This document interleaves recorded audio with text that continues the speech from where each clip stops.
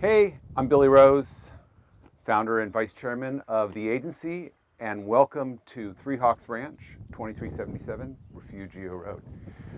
Here today with Michael Kong, the owner and latest steward of this incredible property. He's been here for 15 years now, and in this centuries-old property.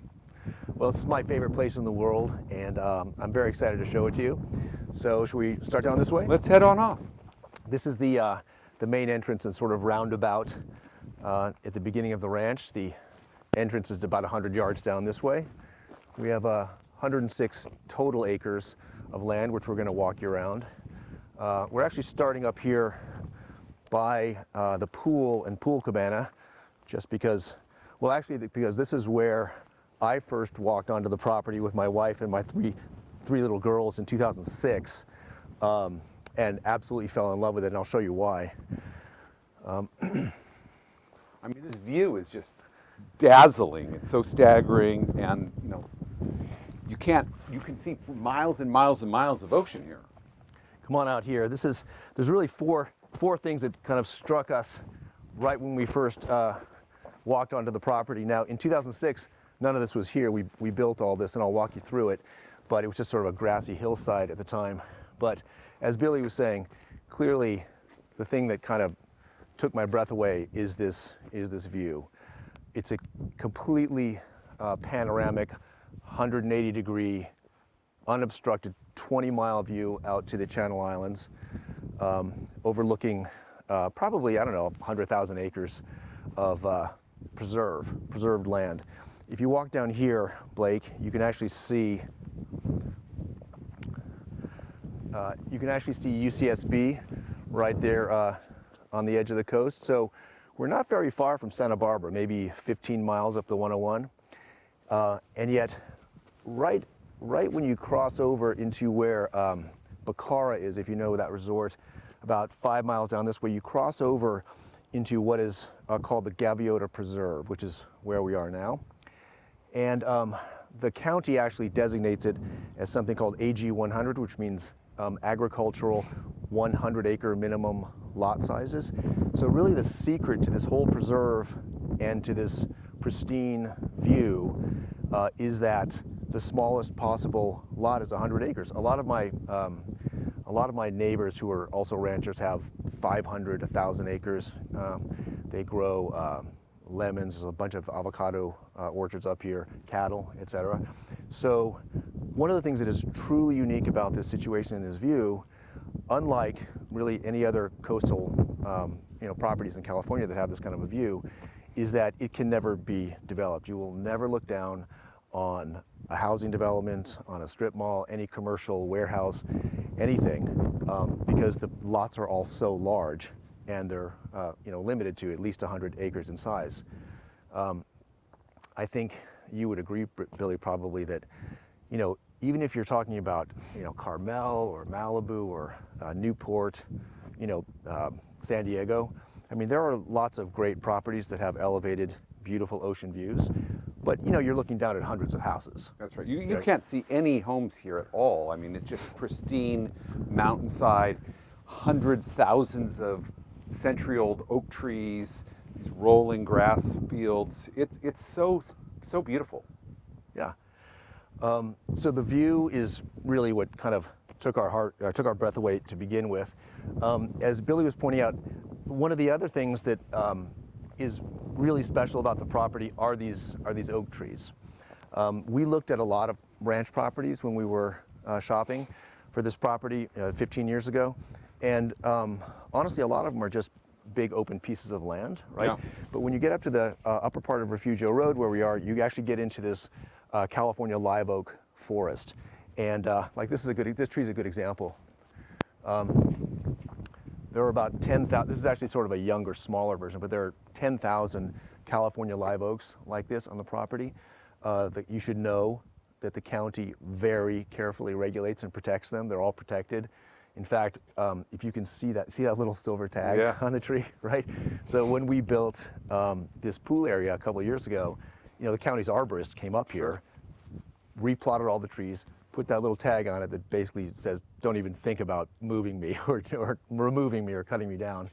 But I mean, who in their right mind would do that anyway? No, these are majestic, historic, beautiful specimens, and people would pay millions to be able to bring this kind of foliage onto a property like this. Right.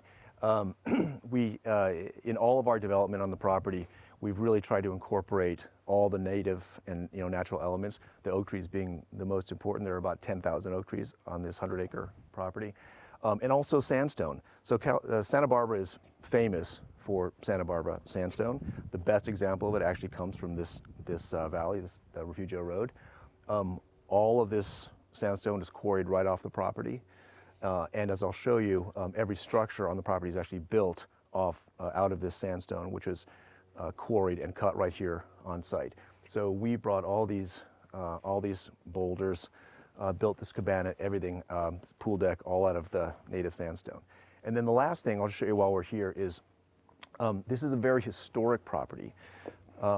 As you probably know, originally the Chumash Indians inhabited this part of California, and then during the Spanish colonial period, this whole area was one land grant made by the King of Spain to a guy named Colonel Ortega. It's 200,000 acres. And then for the last 150 or so years, Refugio Road was actually a stagecoach trail that came up, went right through the ranch, and then over the other side into Santa Ynez. That's how you got to the Santa Ynez Valley. And so throughout the ranch, there are all sorts of interesting little historic things you find, little wagon wheel parts and old arrowheads and things like that. If you can see this, I don't know if you can, but like here's an example. Like on this rock, someone's carved an old Spanish cross, and right here it says 1905. I don't know what that means, but somebody was here in 1905 and carved that rock. And one of my favorite things about this property is, though, it has this incredible history and there's this wildness to it. At the same time, it's so tailored and manicured and so beautiful. I mean, it feels like it's very today, almost like at a resort. In fact, it reminds me a lot of one of my favorite hotels in the world, which is just miles down the road, San Ysidro Ranch, which is also made out of this sandstone block rock, has surrounded by acres of oak trees. I mean, it's one of my favorite places in the world, and this is like your own personal San Ysidro Ranch. Thank you. I love that. I love that hotel as well. So this is the pool cabana and our pool that we put in a couple years ago. As I pointed out, all of this was hand cut and quarried right here on the property. It took them about 9 months just to place the stones in here. You got the Infratech heaters in here, obviously the fireplace. This is a great hang spot. Everybody hangs out here day and night. Yeah. We've got fans for the summer, we've got heaters, wood-burning fireplaces going all the time. These are built in with stone, but we've got comfy cushions on them. So that comes with it if you buy it, yeah? Yeah, it comes with it, yeah. We put in this pool. This pool is fed directly from the well. Literally comes right out of the ground into the pool. It's perfectly clean, fresh water. This is another example of a little historical thing. This is our little rock diving board for the kids. But if you can see this, this is a grinding hole. The Chumash Indians, there's hundreds of these all over the place. Sandstone is very abrasive, but also relatively soft. And they used to grind their corn in there, and they would make a natural little bowl. And that's an example of one. Amazing. Yeah. Amazing. Let's head down the path down to the house. So, you've got not just this pool cabana here, but you've also got the main house as well as the ranch hand's house, a couple barns. You've got the 2 yurts. Again, we're 106 acres. And these pathways, they're so carefully put together. They're beautifully done. You feel like you're, living in a 5-star resort. Thank you. So here's the original house, which we'll walk you through. The first house, not this one, was built in 1897.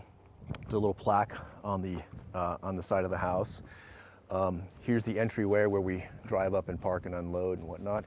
Here's our little meditating Buddha, spirit of the ranch. When we bought the house, this was not here. This was just grass. We put in this fire pit and seating area. It's a beautiful view. It's everyone's sort of favorite morning coffee hangout place. The stone house was built in 1915. This funky thing is actually a very early example of wind power. It's breezy here in the evening in particular, and that actually generated the power for the one light bulb that was hanging in the house 100 years ago. This is dormant right now, but it's a 120-year-old Syrah grapevine that leafs out and is absolutely gorgeous in the spring and summer. It gives a ton of fruit. There's grapes that hang through it. It's really beautiful. And we're obviously here at a time of year where this is not in full bloom. It's the same for the orchard. But if you go onto the website, 2377refugioRoad.com, you can see pictures of this in full bloom. You can see different times of the year. You can see some historical photos. So I encourage you, 2377refugioRoad.com. Come on inside the house. This you probably won't be able to see, but if you look carefully, it actually says 16 December 1897. But as I say, I think there was probably like a little wooden house here first. The stone house was built in 1915.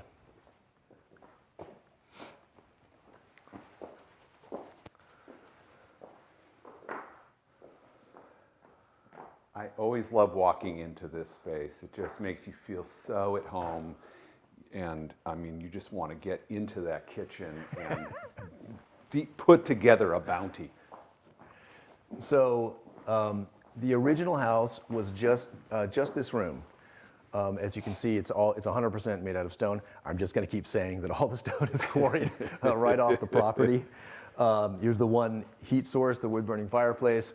As I mentioned, that windmill powered what was a single light bulb hanging down the front of the house from the ceiling. When we bought the house in 2007, it had been through many decades of kind of varying degrees of renovations, right? So we basically took the house down in its entirety, just to the stone walls.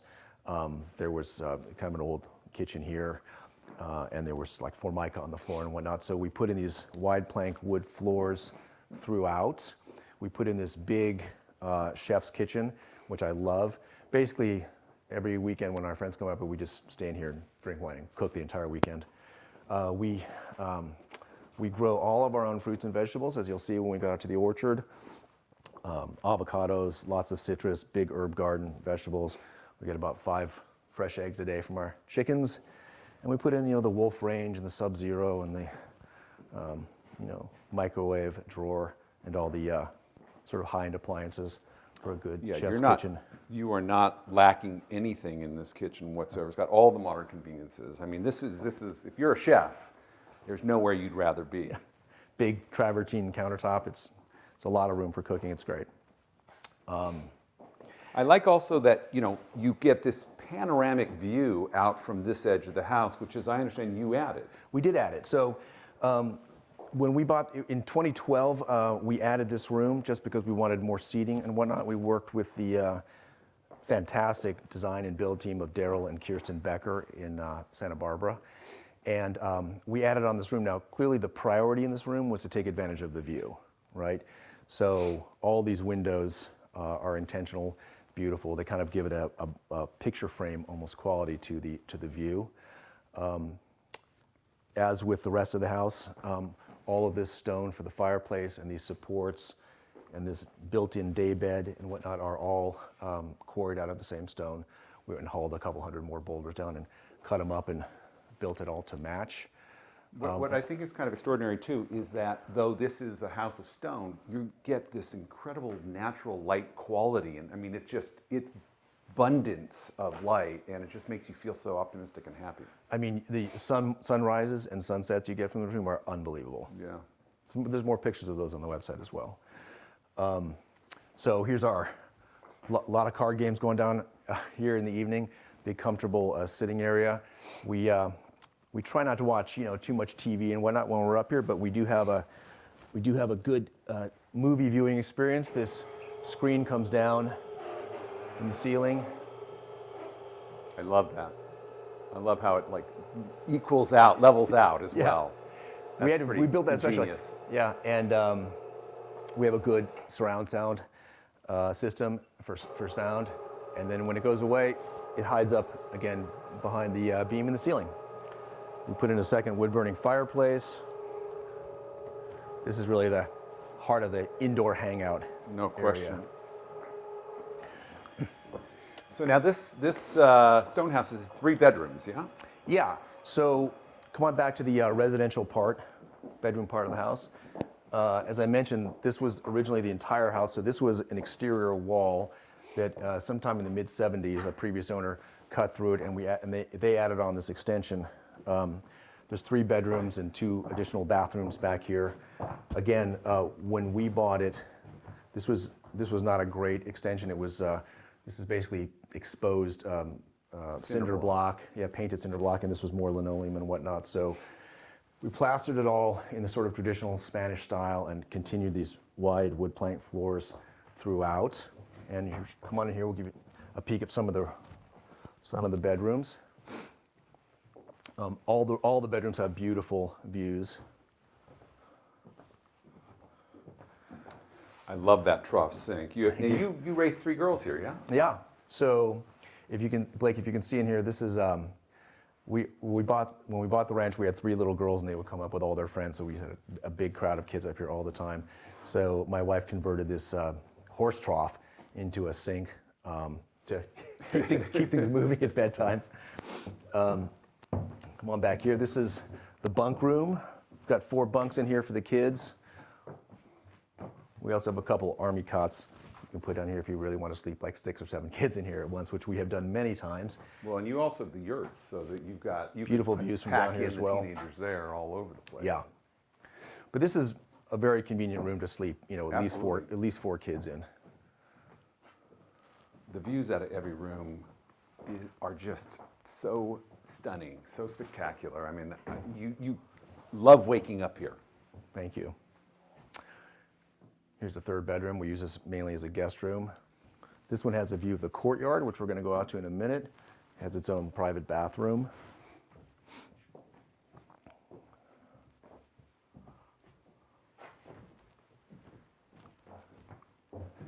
You can imagine those al fresco dinner parties out there. Oh, we have lots of dinners out there. Warm summer nights. Yeah, let's go out there. Yeah.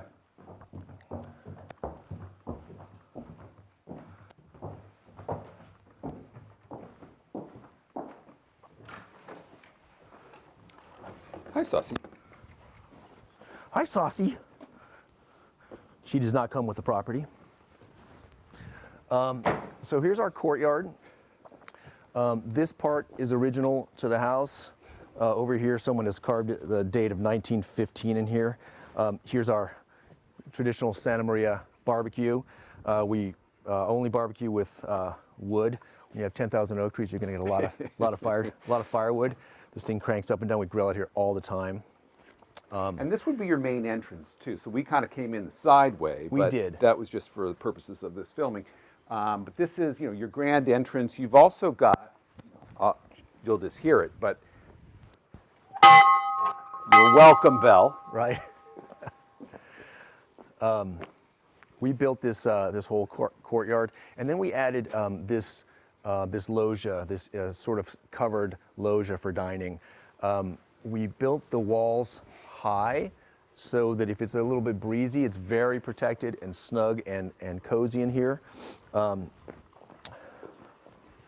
You can actually have 20 people for dinner in here if you want to. We've done it many times. There's fans in the summer. There's lots of heaters up here for the winter, and you get the lights on, you light the lanterns, got the music going, the landscape lighting at night, fountain over here, and it's really magical in here in the evening for dinner. It is not we hard. can actually make this table even bigger. We have a couple extra leaves. Yeah. It's not hard to imagine the good times here. Yeah, very good times. Should we go down to the yurts? Yeah.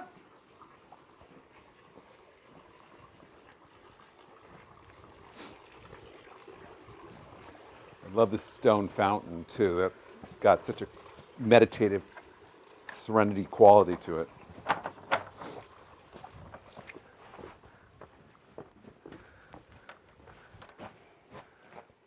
So while we're passing by, we'll just poke our head in the basement. So it's a basement. There's not much to look at, but it's where it's named. Extra refrigerator, That room actually down there, I don't use it, but it's a wine cellar, can hold about 2,000 bottles. Got our double heavy-duty washer and dryers, which has served us very well with all of our little kids. Additional bathroom supplies.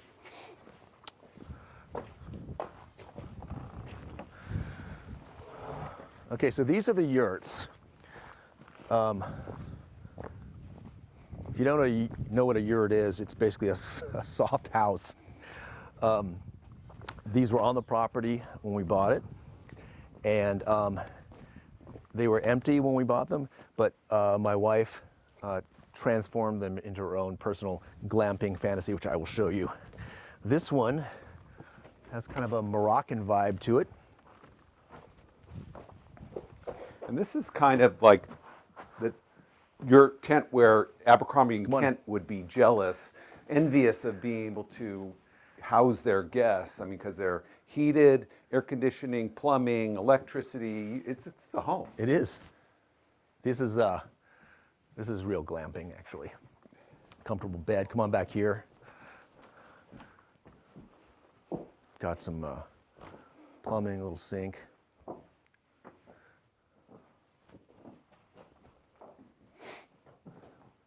I love the skylight at the top too. Yeah. That's fantastic. When our girls became teenagers, this was like their favorite place to hang out with all their friends, and it's right next to the house, but still a little private, Yeah. right? Yeah. And it's You can nice because they put can whole go to bed families- late. Yeah, exactly.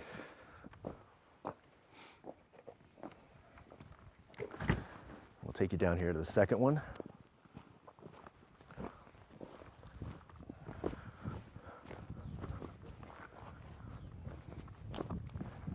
You get your own little private hikes here. I mean, you could go for days and days on 100 acres and Well- never take the same trail. No, so we And because of the let me time. interrupt you, sorry. Yeah. But you obviously get running water here at some point in time in the year.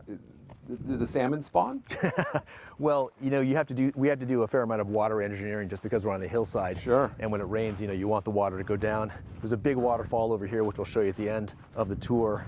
But to your point, Billy, it's like we're not going to get a chance to, go around all 100 acres, but we have 2.5 miles of roads and paths that go through the forest, hiking, running, horseback riding. So this is the second yurt. This one's actually larger and has more capacity. Come on in. This one can sleep 5. So we have the main bed here. It's like a 2-bedroom yurt. Yeah, this one's 2-bedroom, 1 bath. Yeah, we have an extra day bed for little kids.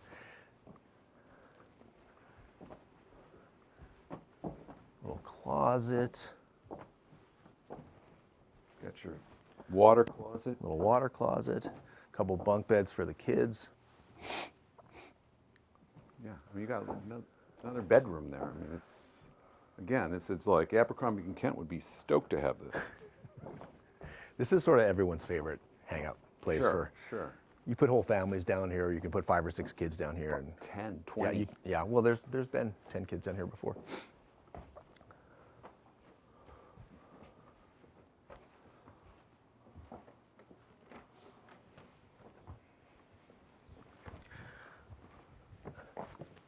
All right, let's walk up to the orchard, shall we?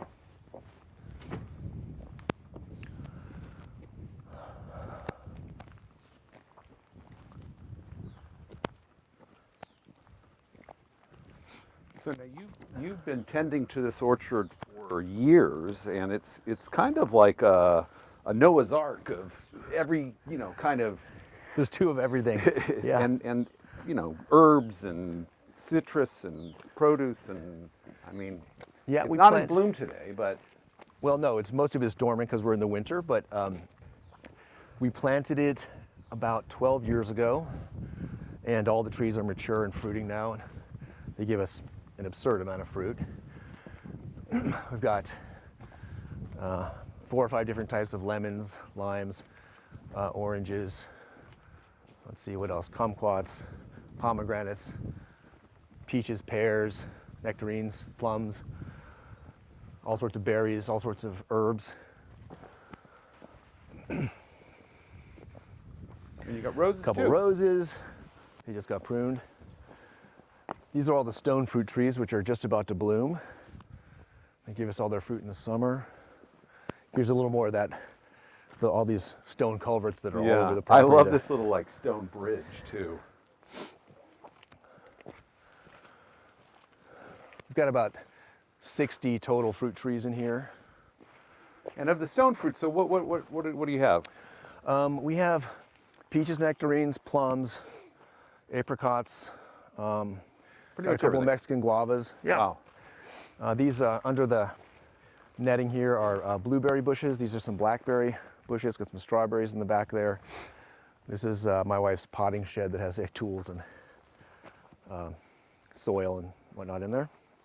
You got your mint. I mean, this is, you know, it's like that documentary, The Biggest Little Farm. Right. I mean, you truly have, you could live off the land here.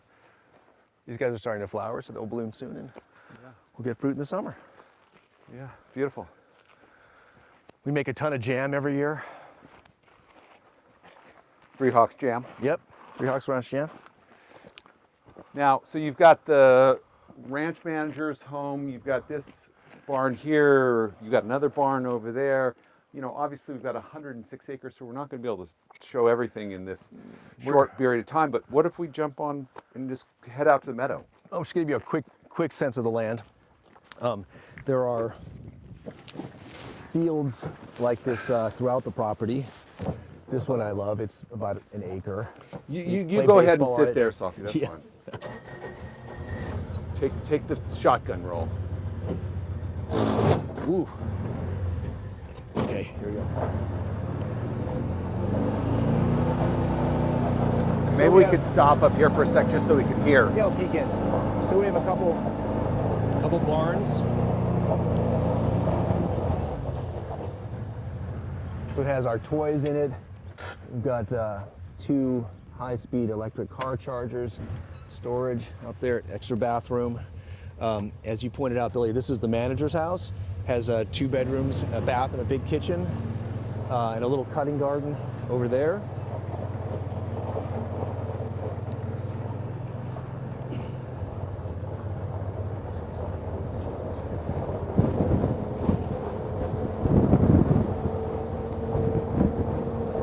This is the original old well, which actually does still work, but of course we have proper pumping wells up here. We put in all this stonework to define these roads. When it rains, this is a huge waterfall, runs right down the stone here and down this big culvert and down the mountain.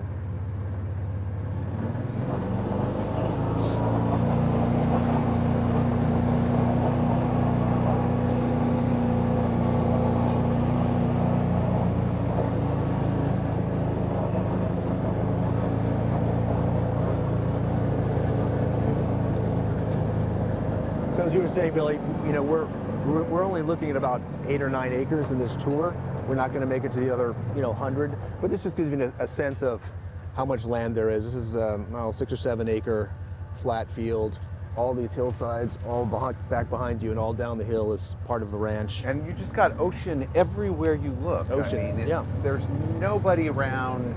Although, you're surrounded by other massive ranches. This is as beautiful as it gets. This field is a field of dreams. Yeah. There's ocean everywhere. So, to recap, 106 acres. You've got the stone house, the pool, and the cabana. The 2 yurts, the house manager's, the ranch manager's house. 2 barns, and it can be yours for $15,900,000. Thanks for joining us. Again, Michael Kong, owner of the house. I'm Billy Rose, founder and vice chairman of the agency, and thanks for joining us It's been today. fun showing you around. It was a great day.